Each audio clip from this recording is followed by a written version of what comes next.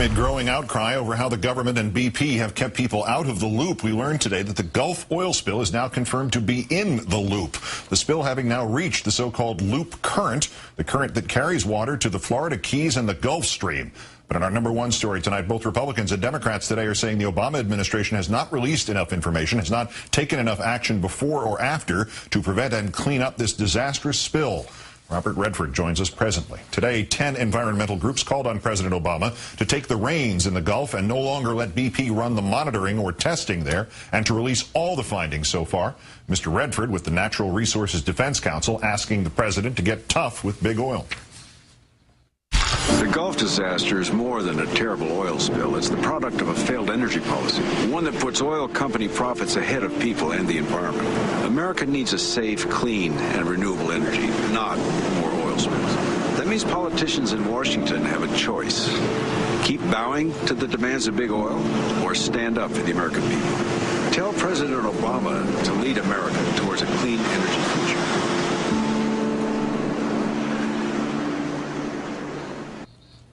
BP is preparing to try a new capping method, it says, called top kill, that would smother the surge in heavier material and then seal it with cement. Well, the administration has downplayed reports of an underwater plume resulting from the spewing oil, telling Huffington Post it believes most of the oil to be on the surface, and the researchers who have found it reportedly have been told to stop speaking to the media. The blog Fire Dog Lake has now turned up a 2,000 field test by the MMS, along with big oil, including BP. It shows they knew deep water spills could lead to massive, submerged plumes of oil because oil and gas behave differently at depths of great pressure and low temperature.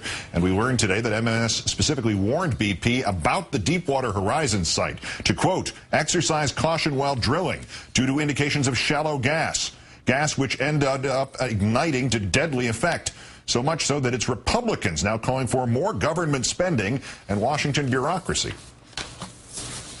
We're here to get the facts. I'm not going to point fingers at BP, the private industry, when it's government's responsibility to set the standards, to do the inspections. I haven't gotten into the lack of inspections that they didn't conduct and they should have conducted. As promised, we're now joined by longtime environmental activist Robert Redford, a trustee of the board of the Natural Resources Defense Council, also an Oscar-winning director and a genuine old-school movie star. Mr. Redford, it's a pleasure. Thanks for some of your time tonight. Thank you, Keith. Hi.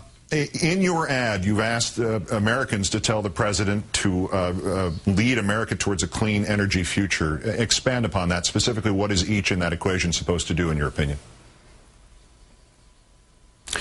Well, the voters sent President Obama to Washington to be a bold and visionary leader and to do things that weren't being done or couldn't be done by others before him. And I think that's what they want, and they need more of that from him. And he showed what he could do with a health care bill when he put his energy behind it. But in this case, I think, you know, we don't need a disaster manager. We need a leader, somebody who's going to look ahead and see problems before they arise, before they become catastrophes that cost money and lives and well-being and so on.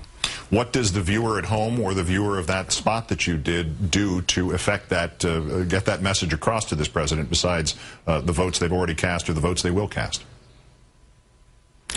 Well, first of all, I think this is a great time to, I mean, there's a kind of a wisdom around D.C., you know, a political wisdom that, particularly with people that are more interested in preserving their seats, that this is not a time to have a bill, an energy bill. You know, there's too much going on. There's an immigration, so on. It's a midterm year and so forth. I think wrong. I think now is exactly the time because the American people are really focused on this. My voice is just one of many. I mean, the American people are raising their voices. Otherwise, you wouldn't see all this jumping around by the politicians trying to get on board a bandwagon that says we got to do something. So I think this is a great time. I think when you ask what people can do, I think that the more they raise their voices because they're focused on this, and what a great time for Obama to act, what a great time to get a bill passed, although they say it can't be, because the American people are focused, and they want it. I believe that. Yours of these voices, yours is an informed voice. Can you explain where you would stand on this newest call for what would seem to be an automatic process here, that the government should be taking over the complete operation in the Gulf and not leaving this to BP to clean up its own spill that it hasn't even stopped yet? Well, yeah, I mean, you said it. I mean, the fact is that, I mean, I think it's pretty obvious you can't expect BP to police themselves, nor most of the oil companies. You know, you look at Valdez and look at Santa Barbara and Brittany and so forth. I mean, in all those cases, they were policing themselves, and look what happened. So I think that's a gone issue. I think there has to be more transparency. There isn't. I think the American people deserve more transparency. I think the government, including the administration, and certainly BP, although I wouldn't count on it, but I think there has to be a lot more transparency for us to get the facts of what's really happening. What about the tests and so on? You drew a line in this spot between the spill and the failed energy policy, and I think that does kind of cut to the chase here, and a lot of people aren't seeing that forest for the trees. But when you talk about the failed energy policy, is that 2008's failed energy policy, or is it 2010's failed energy policy? Well, I'm actually talking about a failed energy policy that goes back 30, 35 years. I mean, I think we've had either a non-policy or a poor policy all that time. I mean, in the early 70s or in the 70s, there was an attempt to get off of a policy that would get us off of fossil fuels and focus on clean, renewable energy. It didn't pass, and I think we're now paying that price. So I think now's the time. We could have been a world leader in energy had we seized the reins then. You know, they say it's never too late, but boy, time's running out, that's for sure. When Senator Salazar was named the new Secretary of the Interior when the Obama administration started, you were quoted as saying that you think very highly of him. What did you think of his reforms or the lack of reforms that he effected prior to this spill? It seems like he's been trying to play catch-up here. Is that a fair assessment? I mean, it's obvious people tend to throw out the names of potential scapegoats every day in something like this, but is there some blame to be placed at his doorstep? Oh, there's no problem placing blame. It's all over the place. But the problem is where it goes.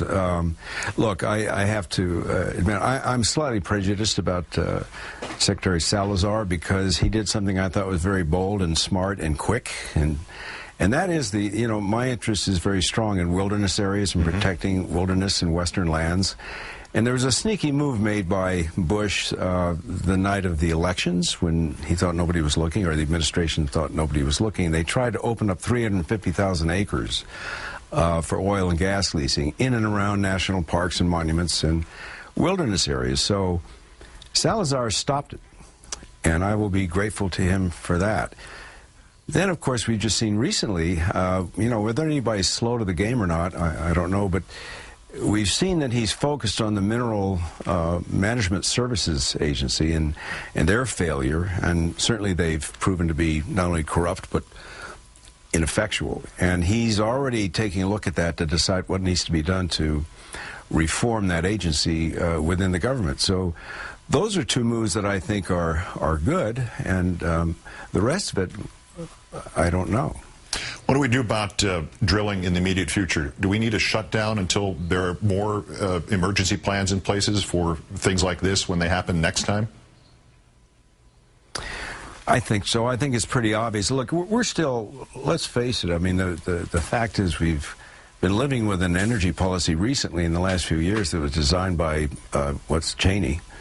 And he did it behind closed doors, in secret, with energy company executives, without the press being able to witness, without the public knowing what was going on. So transparency has been an issue for a long, long time. Robert Redford, actor and environmental activist. My apologies. I guess we had a little technical glitch there. In any event, we thank you greatly for your time. You're sure welcome.